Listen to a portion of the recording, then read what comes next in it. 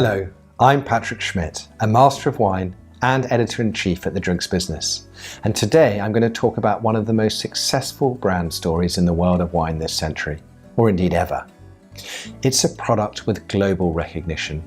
It's been the foundation of a new category, and it's been a highly profitable venture. Oh yes, and it's pink. What am I talking about? The Provençal rosés of Sacha Lechine, the man behind Whispering Angel and the rosés of Château d'Esclans, which include the top-end barrel-fermented rosé called Garus.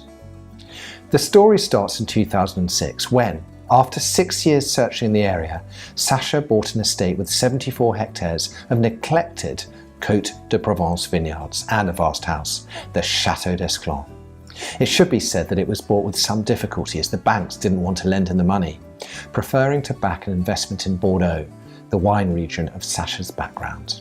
He had been owner of Margot's Château Prieuré Lechine, which he inherited on his father's death in 1989. But Sacha was set on Provence.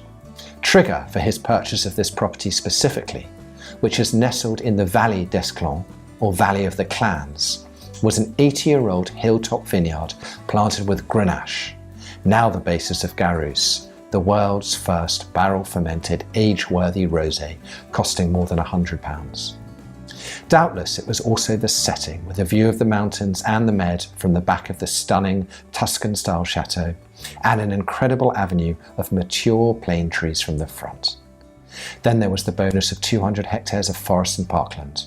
And even though Sacha would end up replanting 70% of the vineyards, he had fallen in love with the estate.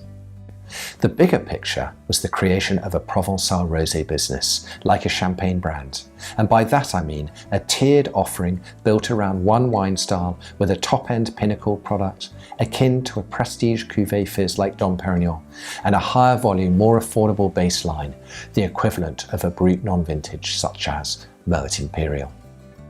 Helping him was a talented winemaker, not from Provence, but a first growth of Bordeaux.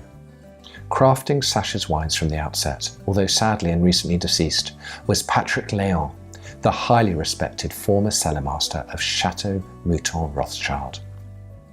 Launching the range internationally with the Whispering Angel label in the US, Sacha is credited with making Provençal rosé the trendiest summertime sip in the smart beach resorts of East Coast America.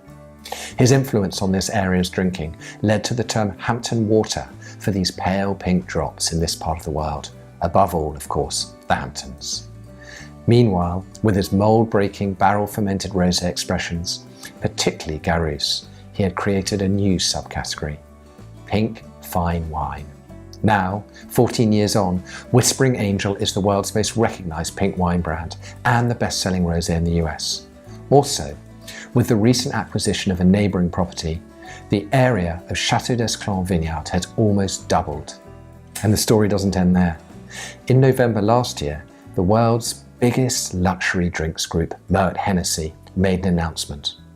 It was taking a majority stake in Sacha's rosé business. So, in just over a decade, Sacha had created a drinks brand strong enough to attract the eyes of Moet and meet its tough investment criteria. It's only focused on beautifully crafted luxury goods. But, from my perspective, the basis of Sacha's rosé success is this. He's put the fun and the fine into Provençal pink wine. Thank you for listening, and please join me for my next video when we'll taste the range, starting with the latest vintage release of Whispering Angel.